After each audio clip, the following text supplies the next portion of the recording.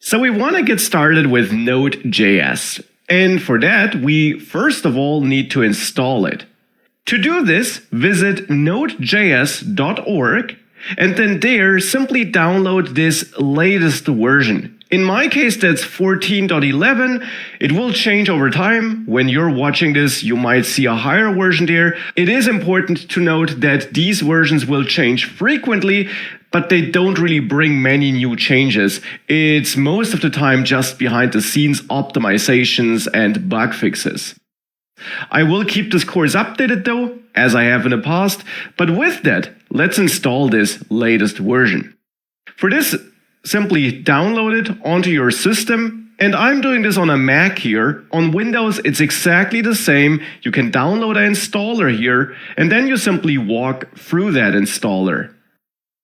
And again, here, that is the Mac installer. On Windows, you have a similar installer, and you simply walk through all the steps you have there, leaving all the default settings which are set up for you. You don't need to tweak anything there.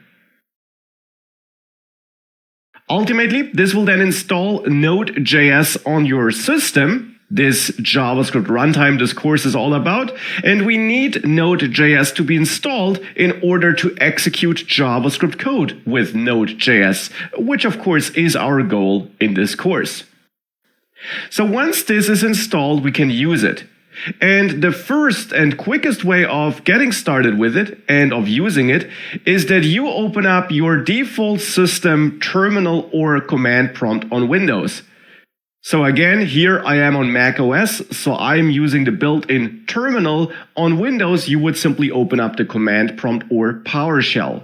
And you can check whether Node has been installed successfully by running node-v to check the version of Node.js that was installed. And there you should see the version you just downloaded and installed. And with that, if that succeeds, if you don't get an error, we know that it worked. Now we can use Node. And one way of using it is to enter an interactive mode Node.js offers you, the so-called REPL, to which I will come back later. You enter this interactive mode by simply executing Node as a command now. This enters a new mode in your terminal or command prompt, and here you can run certain Node commands. You can use it as a basic calculator to do basic math there, and you could do more than that. You could run some JavaScript code in there. Again, I will come back to this REPL later, but actually this interactive mode might be nice to play around with Node. You're not going to use it to write real Node programs. For that instead, you will use a code editor and store your code in files and then execute these files with Node. So let's do that now. For that, let's quit this interactive mode by pressing Ctrl+C twice or Ctrl+D or typing exit as you see here. And once you closed that mode, let's actually create a new project, a new folder in which we write our first code. And I did just that. I created a new folder somewhere on my system and I opened it with my favorite code editor, Visual Studio Code, which you can find if you simply Google for VS Code or you visit code.visualstudio.com. Visual Studio Code is a free code editor which is great for web development, and it's available for macOS, Windows, and Linux, so you can use it on any operating system. Simply download it from code.visualstudio.com and then walk through the installer that gives you to install this editor on your system. As a side note, you can use any IDE and code editor of your choice, of course. Visual Studio Code is just what I will be using throughout this course and what I recommend that you use if you don't have another favorite editor, of course. With it installed, you can also open your project folder, which at the moment should be empty, with this tool simply by going to File and then Open, and then pick the folder in which you want to write your code files.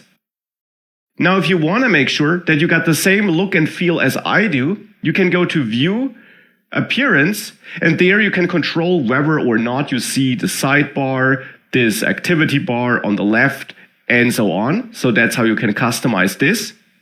And in addition, under Preferences, Color Theme, I am using the Dark Plus theme, and you can switch to this as well if you want to have the same colors. Last but not least, under View, Extensions, you can search for the Material Icon theme, which is 100% optional, but which will give you a specific icon look, which you will see throughout this course in my project. So that's why I will enable this icon theme here for me. Using it is optional though. And with all of that, we got the code editor set up, which we are going to use throughout this course, or which I am going to use. And now we can write our first Node code in a file. For that, I'll add a new file in there, which I'll name first-app.js, because of course it will hold some JavaScript code. In there, we can now write JavaScript code which can be executed by Node.js. And a very simple first code snippet we could write here is a simple console log statement which logs something to the console where we say hello from Node.js, for example. This is code which would run in the browser. It will also run if we execute it with Node.js. Now, to execute it with Node.js, we need to execute this file here with Node.js. And for that, the easiest way of doing that in Visual Studio Code is that we go to Terminal, New Terminal. This opens your default system terminal or command prompt here, integrated in this IDE and already navigated into this project folder. And then we can run this first.app.js file by running node and then first-app.js. So simply add the file name after node. And then you will not enter this interactive mode, but instead execute this code file, this JavaScript file, with Node.js. And therefore, you should see hello from Node.js here. Now that was a nice first example, but we can do more with Node. And to write an at least a little bit more realistic or more fancy application, we can also try writing some output to a file instead of the console. And for this, we'll leverage one of the built-in functionalities Node.js offers. And that would be the file system functionality, which enables us to work with the file system. For this, we first of all have to import it into that file to let Node know that we want to use this functionality. And the syntax for that is that we call require a function made available by Node.js, and we want to require the fs module, which is one of Node's core modules shipping together with Node.js. And I will come back to this import syntax and to the Node core modules in greater detail later. For now, we just call this, and we store the imported file system functionality in a simple constant here. And then we can use this file system to call writeFileSync, which is a method made available by this file system object, which we're importing. And this method here will write a file to our hard drive. And the argument it wants is the path to the file, including the file name. And here we could name this hello.txt. And then the second argument is the content of that file. And here we could store hello from Node.js again. So now this is our code here. I'm writing to a file by leveraging the file system module offered by Node.js. And if we now save this file and then run node first.app.js again, we should find a hello.txt file next to our script file, which contains this content. And that is how we can use Node.js. Now, obviously, we're just scratching the surface at the moment.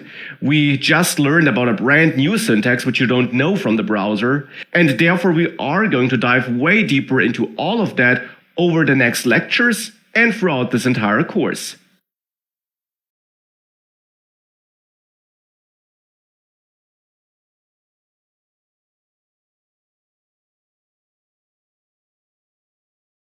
So